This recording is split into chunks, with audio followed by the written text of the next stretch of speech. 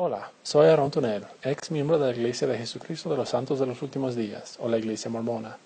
Quería contarles de mi viaje fuera de la Iglesia, por qué me fui y lo que me llevó a donde estoy ahora.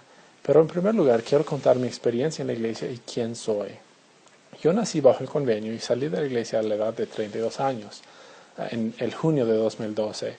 Yo me crié en la Iglesia en una familia muy activa. Como joven me gradué del programa de seminario mormón, alcancé el rango de Scout Águila, cosa muy importante en la iglesia aquí en Estados Unidos, y regresé con honor de una misión en idioma español en la República Dominicana. En la misión me gradué del programa opcional de excelencia misional, un programa especial para superar las expectativas del estudio de la misión. Fui sellado en el templo de Mesa, Arizona, con una hermosa mujer que yo amo mucho. Me titulé en la ingeniería eléctrica y la matemática en la Universidad de Arizona. Como miembro de la iglesia, servía en numerosos llamamientos y hice mi mejor esfuerzo para cumplir con ellos. Yo era un mormón genuino, con un testimonio legítimo de la verdad del mormonismo. Debido a este testimonio, me dediqué al 100% a la iglesia. He gastado decenas de miles de dólares en diezmo a la iglesia. Pasé cientos de horas en orientación familiar y también tomé parte en esos innumerables llamamientos que consumen tanto tiempo. Oraba a menudo, leía mis escrituras, asistía al templo cuando podía y apoyaba a mis líderes tanto como podía también. Y tal vez lo más importante es que había orado y recibido esa confirmación espiritual que los mormones siempre mencionan en sus testimonios. Yo sentí que el Espíritu me había confirmado la verdad del mormonismo. Siempre me enseñaron que por medio de esos tipos de sentimientos yo podría saber la verdad absoluta. Yo tenía tanta certeza de esta verdad que lo compartí este testimonio con miles de personas como misionero, como maestro, líder, orientador familiar y también en mi familia aquí con mis hijos. Algunas personas entonces quieren negar y decir que yo no fui un verdadero mormón. Dicen, tú nunca fuiste mormón, Aarón, real, o no lo habrías dejado, no entiendes las doctrinas, no fuiste un mormón. Dicen cosas así. Pero si yo no fui un verdadero mormón, entonces, ¿qué es un verdadero mormón? Yo sentí e hice todas las cosas que se suponía. Creo que la iglesia en realidad alienta esa actitud para que los que salgan sean marginalizados en los ojos de aquellos que se quedan. Y los que se quedan, por lo tanto, no se sentirán dispuestos a escuchar. Yo me crié en un hogar sud muy activo. Pero mi crianza sí fue un poco diferente.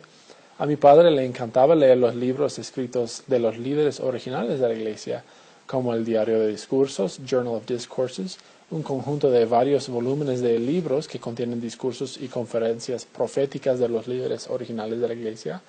Teníamos el libro History of the Church, Historia de la Iglesia, escrito por Joseph Smith, Doctrina Mormona, escrito por el apóstol Bruce R. McConkie, y autorizado por los líderes en su época, y otros libros y publicaciones que son mucho menos conocidos.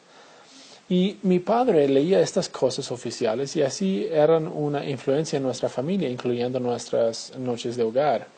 Estas doctrinas que eran oficiales en su tiempo fueron tales como la poligamia, que fue un decreto divino y que pronto se restablecería, que los negros son de una raza inferior, que la iglesia iría a la guerra contra el gobierno de los Estados Unidos, la profecía del caballo blanco y otras cosas también que contienen cosas demasiado horribles para mencionar aquí.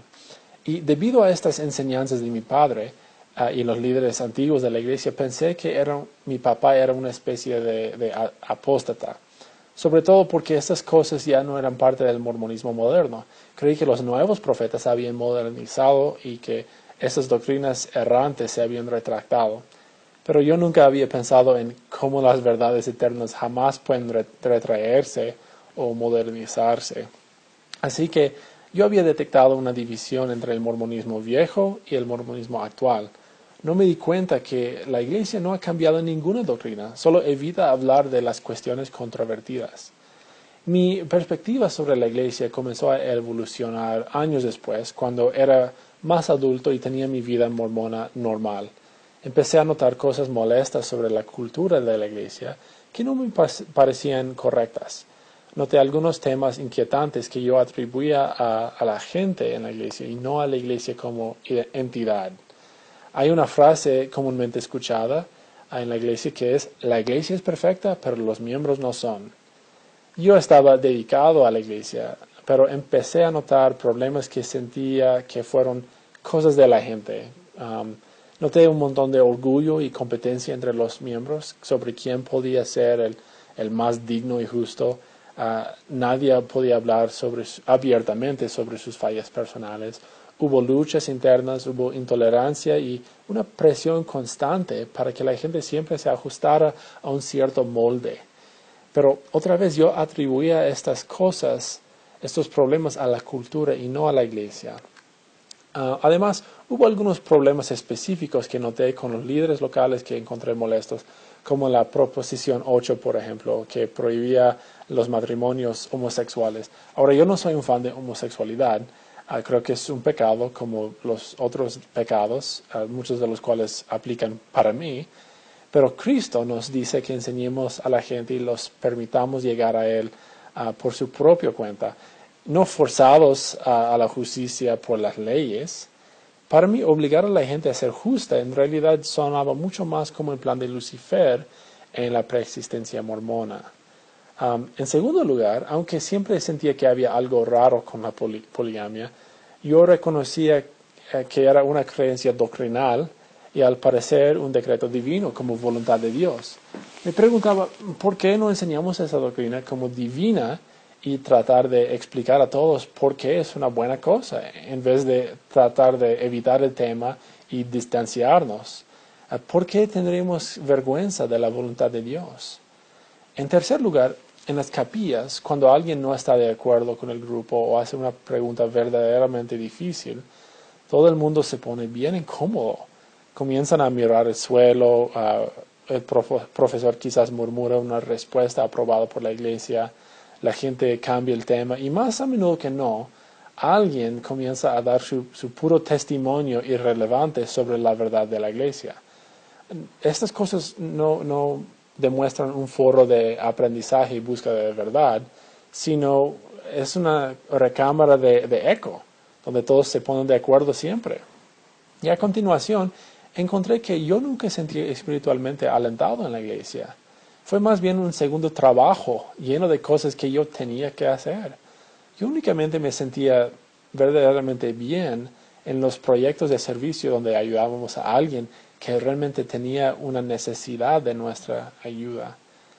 Y por último, había un empuje constante para ser obediente a los líderes sin cuestionar.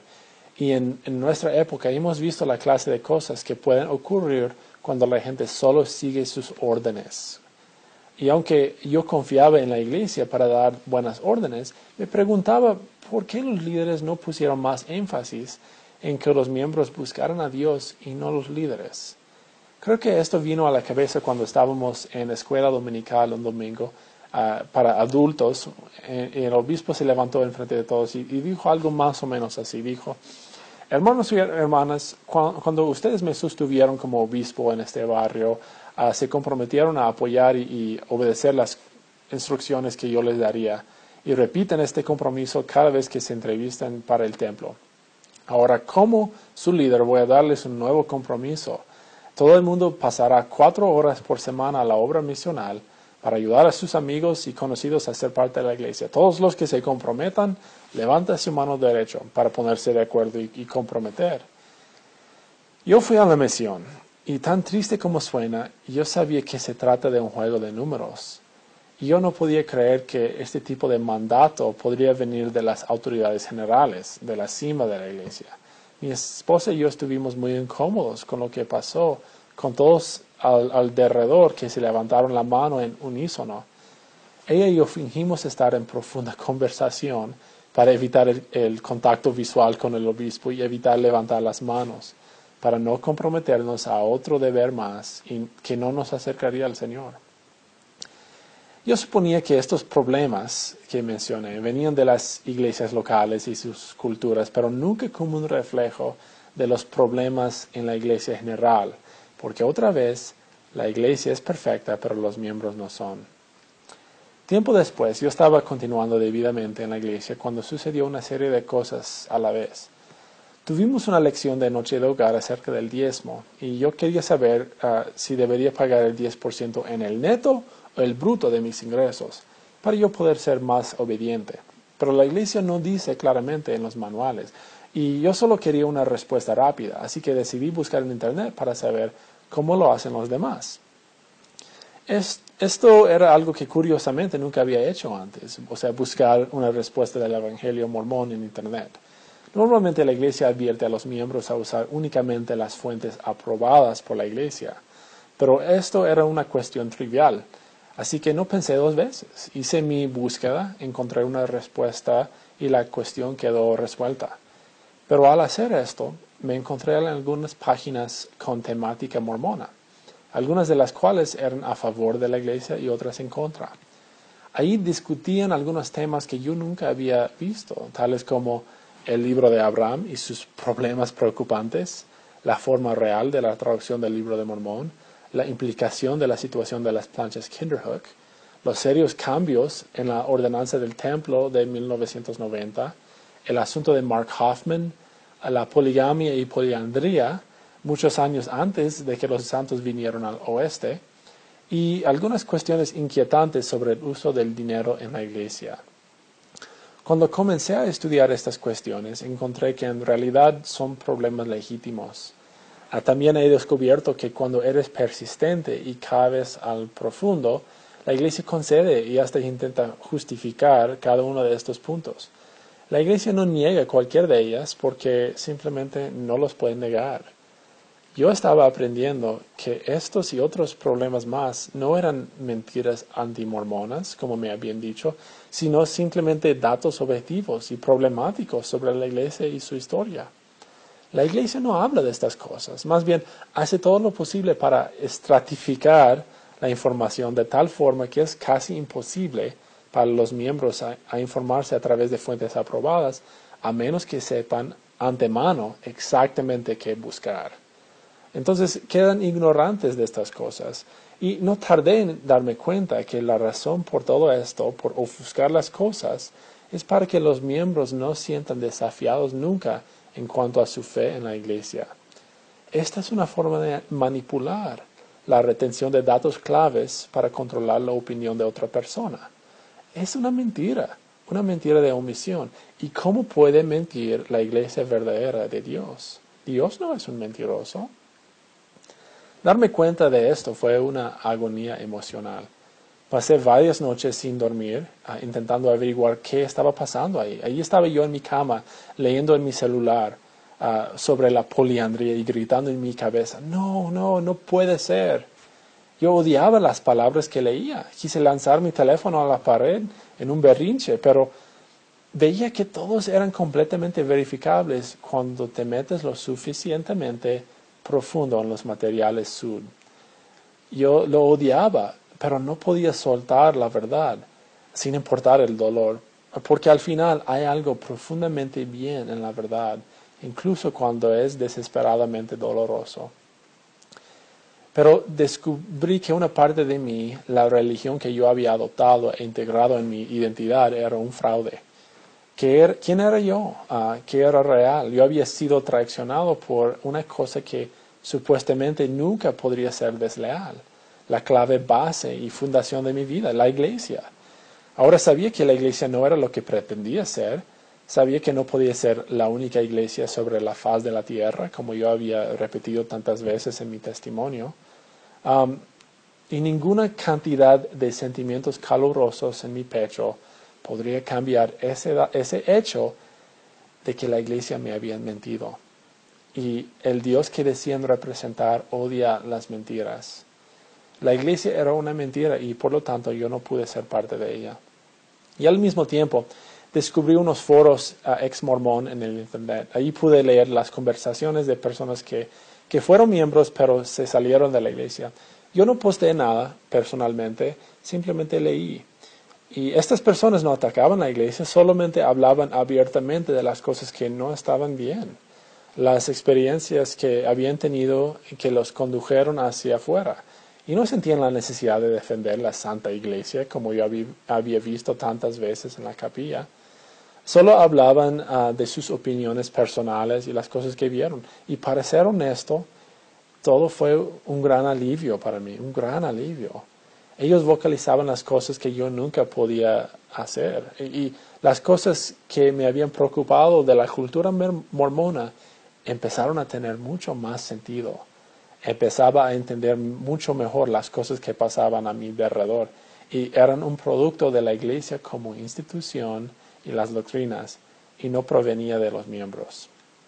Cuando llegué a este punto, fue un gran alivio.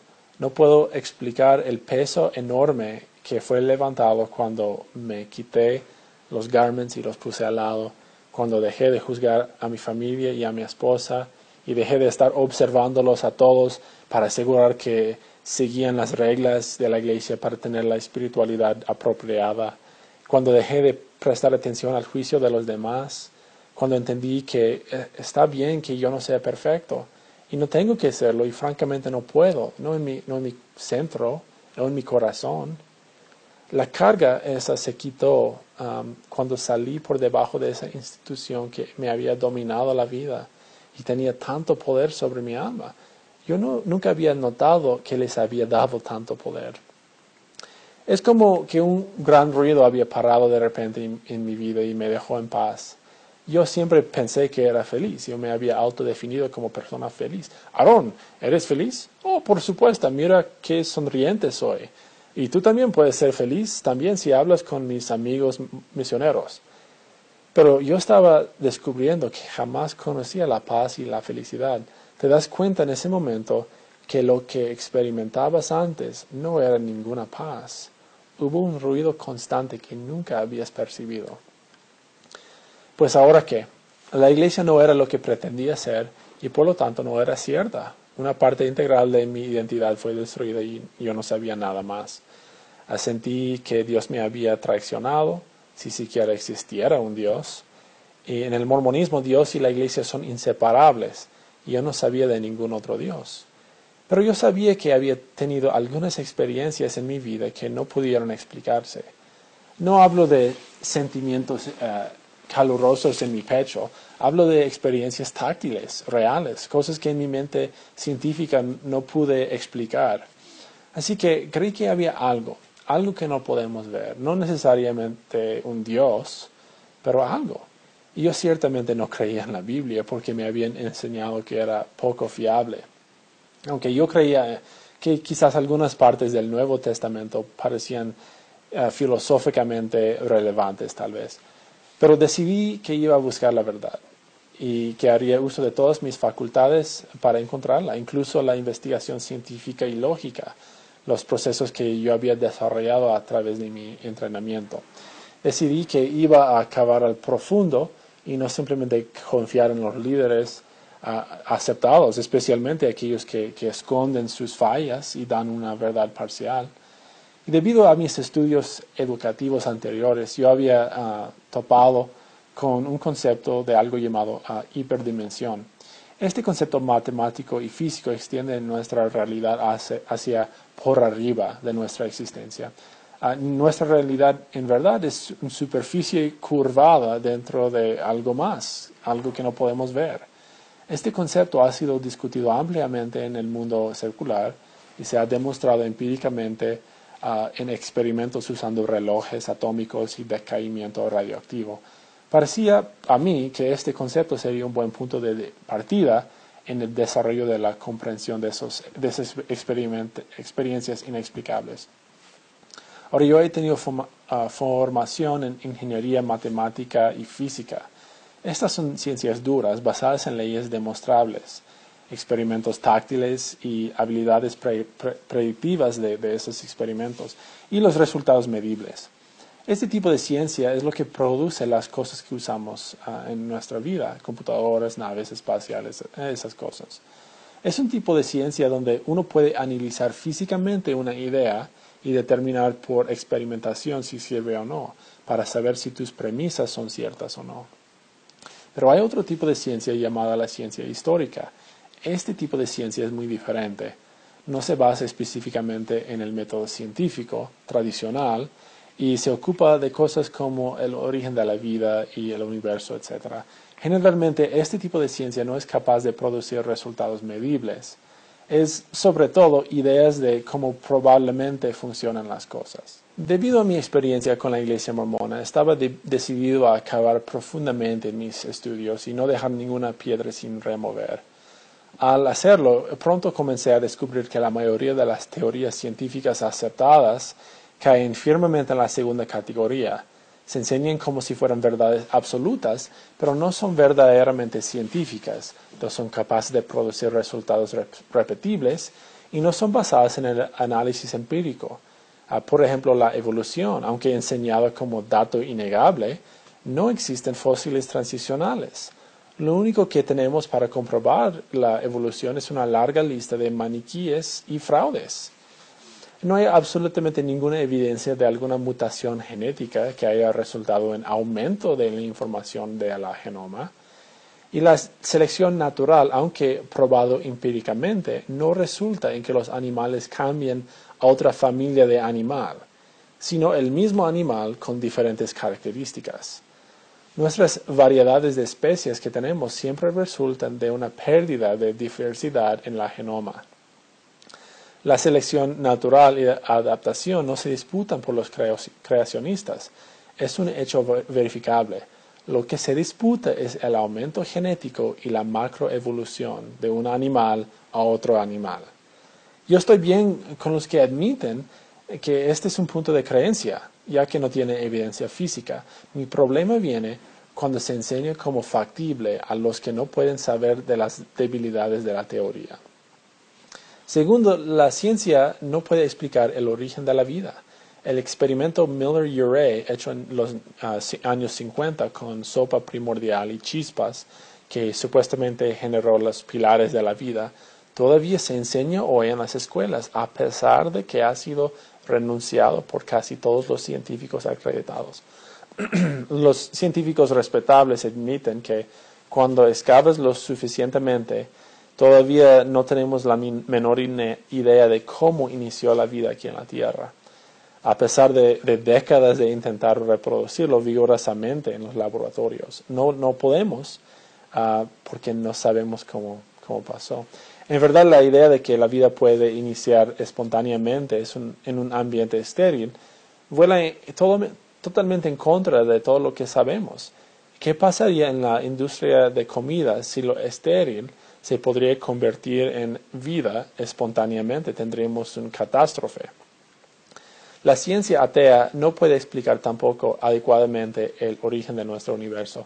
La mayoría de la evidencia señala que el universo emergió desde un punto infinitísimo en el pasado distante por unos eventos desconocidos llamados fluctuaciones cuánticas que produjeron una explosión que ahora es nuestro universo.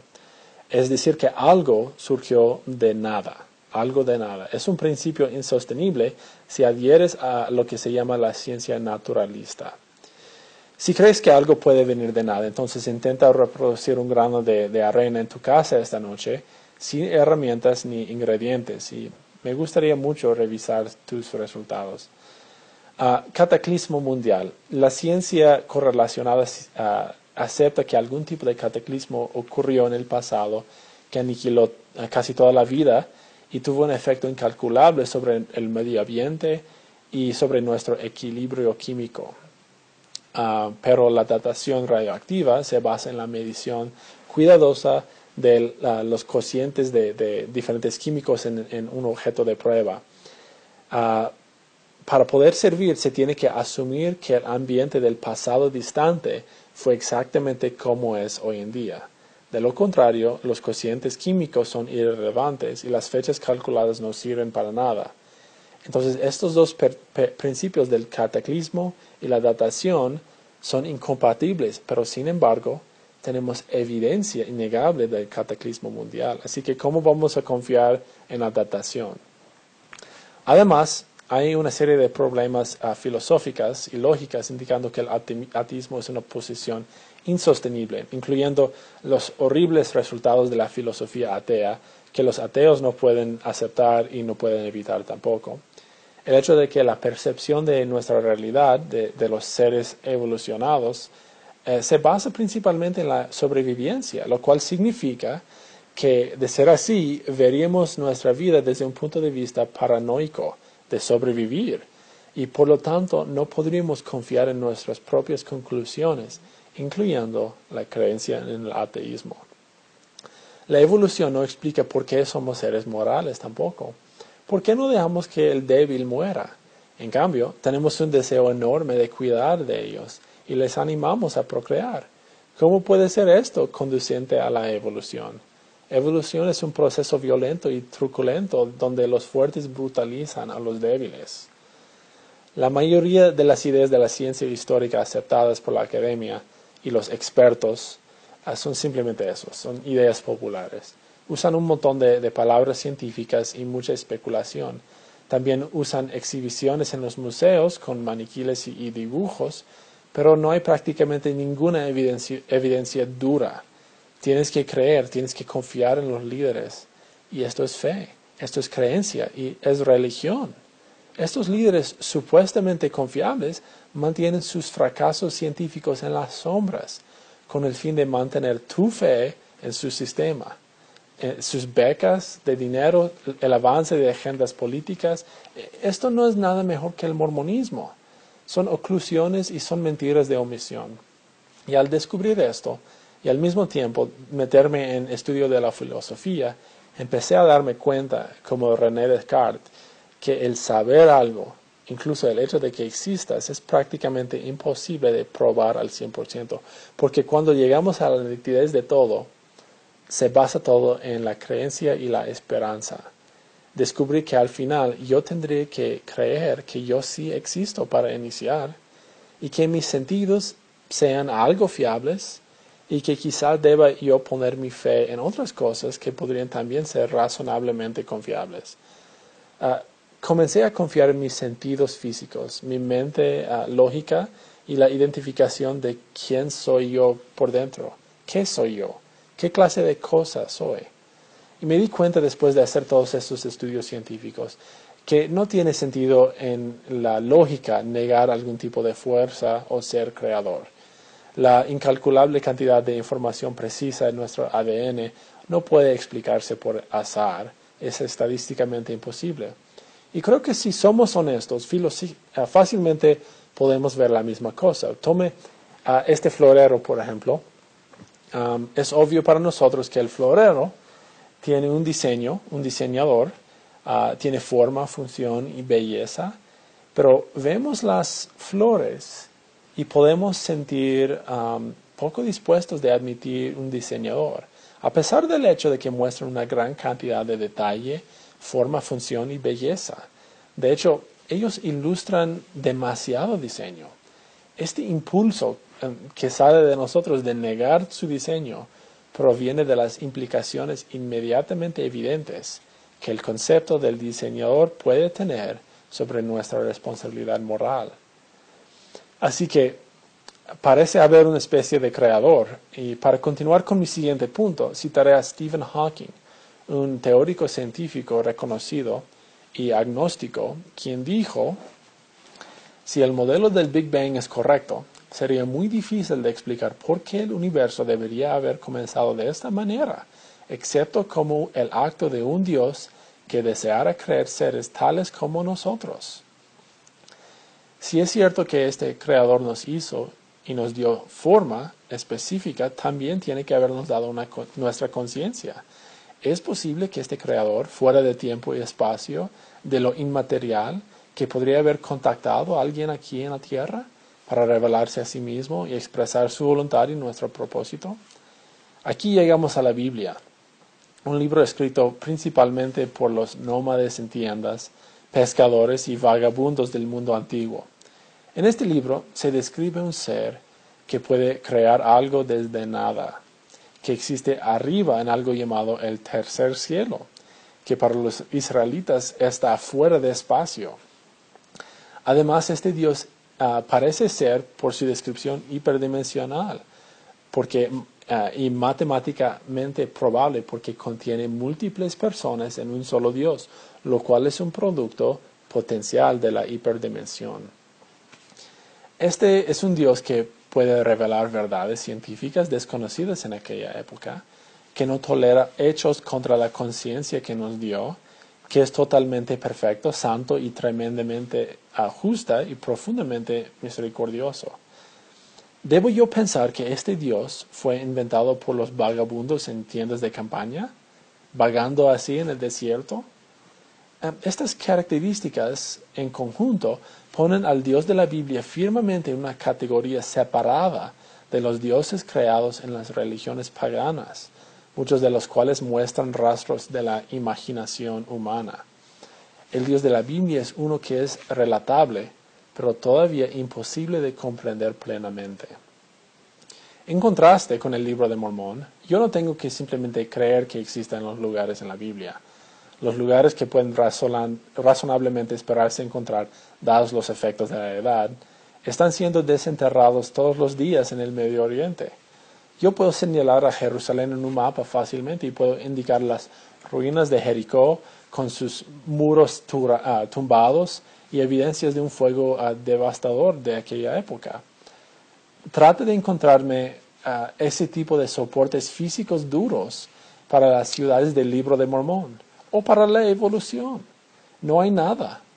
Hay evidencia de la revelación también en la Biblia, cosas que no podrían saberse en su tiempo, lo que indica que los profetas fueron influenciados por una fuerza externa. Por ejemplo, que el tiempo y el espacio tuvieron un comienzo. Habla de la orden general de creación que ahora podemos ver, que casi toda la vida en la Tierra fue aniquilada por una catástrofe global. Se habla de dinosaurios, que la Tierra es redonda, que la Tierra flota en el medio de nada, que el universo se expande, que hay montañas y valles en las profundidades del océano. Y otra vez describe a un Dios que es apoyado por la dimensión física, que es omnipresente, todopoderoso, inmaterial, arriba de nosotros y contiene múltiples personas. Finalmente, el Dios de la Biblia representa mi deseo de ser mejor. Él representa todo lo bueno de mí y mi deseo de dejar de hacer el mal. Es un Dios que es absolutamente intolerante del mal y por lo tanto digno de adoración. No es humano y nos da la libertad de elegir y experimentar las consecuencias que vienen. Es un Dios que elige también sacrificarse por nosotros. Pero yo creo que la mayor prueba que este Dios de la Biblia es real es que me ha cambiado. Esta es una prueba subjetiva, yo sé, no es táctil, pero sí funciona para mí, porque yo me conozco. Y esta es una prueba que cada persona puede tener, pero no puede ser impartido a otra persona. Yo he recibido un cambio completo de corazón y me he convertido en una nueva creación. Mis deseos han cambiado y tengo un inquebrantable deseo de hacer el bien continuamente. Y esto es algo que el mormonismo prometió, pero nunca pudo dar, sin importar cuán limpiamente yo intentaba vivir, cuán bien afeitada era yo y cuán perfectamente planchadas fueron mis camisas, o cuántas veces iba al templo. Este cambio vino libremente cuando yo di mi vida al Señor Jesucristo con todo el control y dejé de ser el dueño de mi propia vida. Ahora, yo no soy un hombre perfecto, muy lejos de, pero he aprendido que hay un Creador perfecto que me ama tanto que sacrificó a su propio Hijo para mí. Él satisface así la justicia exigida por el Antiguo Testamento y los horribles acontecimientos que ocurrieron ahí, pero da la misericordia del Nuevo Testamento. Este Dios es un fuego purgador candente que no tolera el mal, pero en un acto de amor sin descripción se bajó para hacer un último sacrificio para un alma corrupto como yo. Este regalo, el don de un corazón cambiado y la salvación está disponible para cualquiera que pueda reconocer la gravedad de su propio corazón pecaminoso y entregar ese corazón a Jesús para que Él lo cambie. No podemos cambiarlo nosotros mismos, sin importar cuán duro intentemos.